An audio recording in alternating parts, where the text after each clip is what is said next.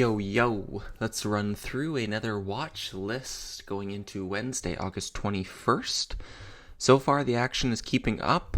It's turning into quite the solid week here. Hoping this doesn't slow down anytime soon. So, APDN main watch going into today. We got that gap down. Small little shove into red to green. And just wasn't quite enough for me to get heavily interested, and the range was kind of muted as well on this 150s, and I just covered off the open. It wasn't pushing like I wanted. Even in here, 160s, red to green up in the 180s, so the range was just a bit muted for me and didn't act how I would have expected. I need to see this thing extend, break its range away from the 140s, so I'm going to look for a backside bounce and something like this. And sometimes on these multi-day runners, the second red days are they end up being the quieter, cleaner faders when not everybody's watching them. So I'll still have an eye on this and the rest of the sector, something like GovX. Coming into this breakout level, so it doesn't really have to go much lower. Which is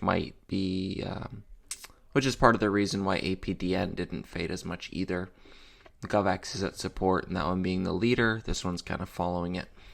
And VRAX also had a first red day there today, off this little morning chop, and then sideways right until the close.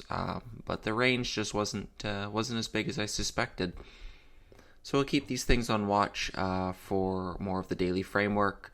Second red day, possible backside bounce in the coming days. Sing bounced backside bounce right into prior resistance.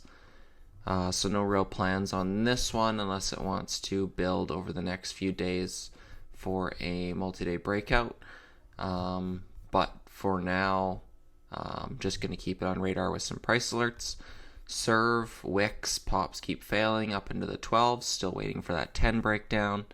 Lumen came back fairly well, back up towards the 640s, so going to keep an eye there. UBXG, another pump that's just being walked up. They washed some trades back and forth here. That was their load day, and it's been steady up ever since. And given this action here after hours, I'm going to say that this is just shorts getting squeezed. So I think down the road, this thing will dump, but just can't lose your butt trying to get in there. UPC, covered my swing short on this one. I had mentioned it somewhere around here a week or two ago on my watch list. Being with the same group as EJH, CLEU, all those. So I had a swing short on this one in the 370 range. Got a beautiful wash, about 40% down. Now down near the lows. Bids started coming in, so I covered about a third. I had put some more on around the core. And this little pop shook me out some, and then I just took off the rest. It wasn't acting heavy as something like EJH when it did its dump day and the pop, and then it was just straight down all red candles. So UPC just didn't do that.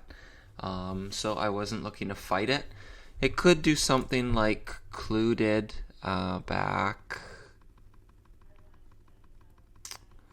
beginning of July, right here, where you get the tank, the big bounce, big gap down day off everyone's radar, and that's what makes it fizzle. So if UPC gaps down tomorrow, I'd be looking for the Clue playbook, given that it's the same group, but I'll just be keeping an eye on it. I think this thing goes to $1 eventually, sub $1. But no position on that one anymore.